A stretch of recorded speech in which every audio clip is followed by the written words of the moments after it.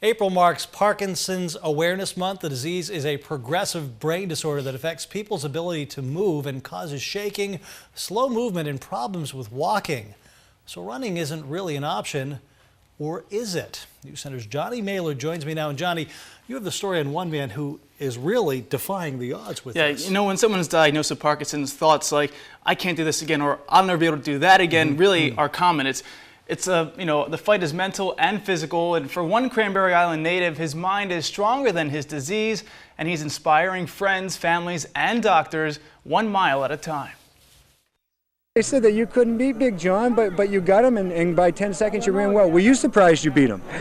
I was pretty surprised. I didn't think. I took it nice and easy on the hill. In the 1980s and 90s, Michael Westphal ruled the roads of Maine. He was one of the top runners in the state and went on to run track for the University of Maine. He could run a mile in 4 minutes and 19 seconds. I kind of got out of the competitive running during late 90s and early 2000s. I still ran just to keep in shape with my tape measure. Michael spends most of his days now managing a carpentry company, working in a shop that he built himself, a few hours a day. Different times of day I get moving a lot more. And when I'm moving a lot, it's hard to work. So I just take a couple hours off. Spending time with Michael, it was obvious that he had a hard time keeping still. It's just one symptom of Parkinson's disease that he has no control over, something he has been battling for almost 9 years. I've even had a little girl come up to me and ask me why I was dancing in the store aisle. I told her, well, I love dancing. He said that he read online that dancing is actually good for people with Parkinson's. Since I can't dance, I figured I'd go out and run. Good thing it's not first thing in the morning when you tie my shoes. Something he admits he did not think was a realistic option when he was first diagnosed.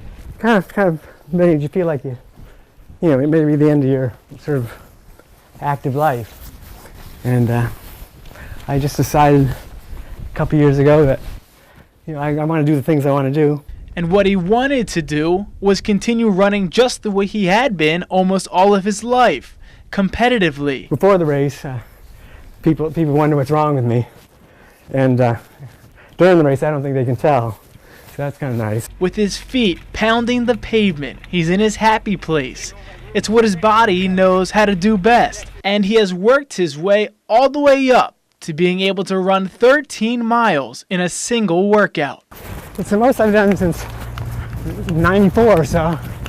So it's taken some time to get up to that. But What are your doctor's impressions when you tell them how far you've come, I guess? well, so far my doctor hasn't been impressed. No? I mean, I tell them about my running, but they haven't really been impressed yet, so I'm gonna run this marathon, see if I can impress them.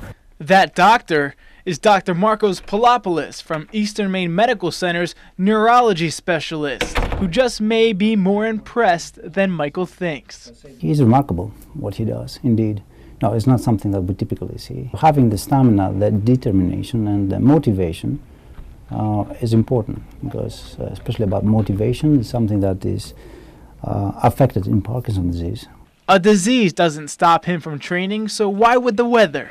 Michael plans to run and finish his first marathon in 23 years. And he's going to do it on his home course, the Great Run on Cranberry Island, 26.2 miles. You can't really believe somebody that's such a great athlete would be stricken with something like that. And, it knocked him down pretty far, but then all of a sudden he's, decided to come back and run again. And it's almost like a miracle, really. Gary Allen is a good friend of Michael's. They grew up together on Cranberry Island. We went through 3 miles, and I thought I was gonna struggle the rest of the way, but we got our second win, and it went really well. They're running shoulder to shoulder with him and have him pushing the pace. I mean, I was very careful today to let him dictate the pace. I didn't want to, and there were times where I was actually having a hard time staying with him. I think there'll be a lot of wet eyes when Mike crosses the finish line, and I have little doubt he will.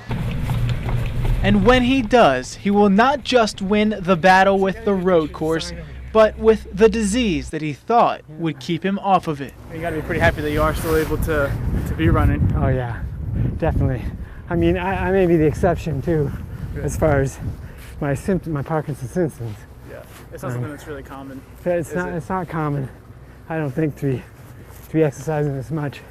But you know, it's hard to start in, but once you do, you're kind of used to it, and you know. So people with Parkinson's may not try to do it, but if they get out and try to exercise, it might just help them. You got to start somewhere. You got to start somewhere. Yeah.